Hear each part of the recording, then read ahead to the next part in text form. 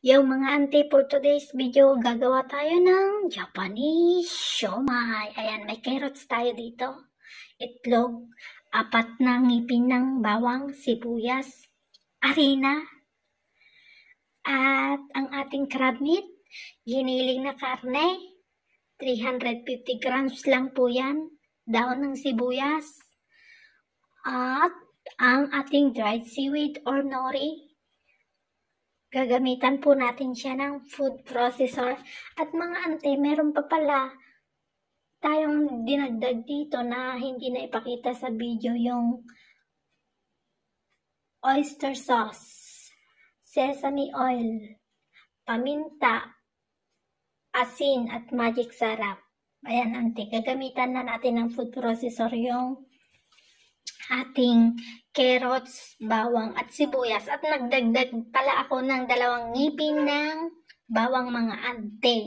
Ayan, kapag okay na yung ating giniling na ricado, ayan, ganyan ang consistency na hinahanap natin ante. Ayan, may itlog, 2 kutsarang harina, 1 kutsarang oyster sauce, 2 kutsarang sesame oil, kalahating kutsarang magic sarap, kalahating kutsarang paminta, at 2 teaspoon na asin. Ayan, mimix ko lang ante. Pagkatapos kong i-mix, ang technique ko ante, ayan, nagpreprito-prito ako dyan ng konti para matikman ko yung lasa. Pag okay na yung lasa, i-spread ko lang siya dyan sa nori at ipapagitna ko po yung crab meat mga ante.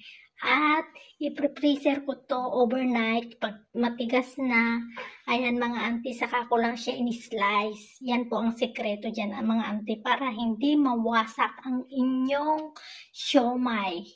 Ilalagay po natin siya ante sa freezer overnight or kahit mga 4 hours lang.